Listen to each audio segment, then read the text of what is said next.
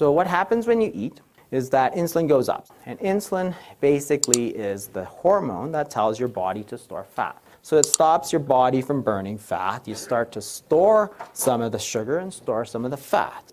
Carbohydrates get turned into glycogen, which are chains of glucose in the liver. It's basically a storage form of sugar. And when you have too much of that, then your liver produces lipids, and it basically stores fat. So when you don't eat, your insulin levels fall.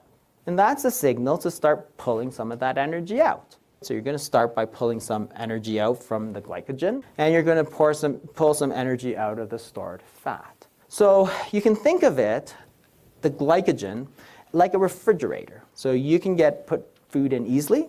You can take food out easily, right? It's just food energy. And the fat is more like your freezer. You can store more of it, but it's in your basement. It's hard to get to. And it's the same idea. You have two storage forms of energy. The refrigerator, though, has a limited capacity. So if you have too much stuff, you have no choice but to put it in your freezer. The body doesn't have some giant vat of calories, right? You can store sugar, you can store fat. There are two places in the body where you can store food. Your calories goes into your fridge, and your calories goes out from the fridge. But there's a third thing that you have to consider, and that is how much food goes back and forth between the freezer and the fridge. And the question is, what's controlling this? And it turns out that the main player is insulin. Insulin inhibits lipolysis. What that means is it stops you from getting the fat coming out. So if you have a lot of insulin, then you can't get the food back out this way. So normally if you eat a huge meal, your insulin is high, it's going to tell the body to move all the storage in this way.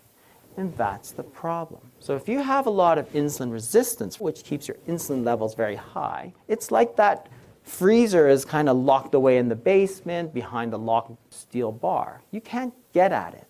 So what happens now when you start reducing your calories? If you start reducing your calories in, what your body is simply going to do is reduce the calories out. That's what it does. Because it's not going to keep losing weight until you die. That's just ridiculous. If you're not affecting the insulin, you can't get at that fat. You're just going to reduce your calories out.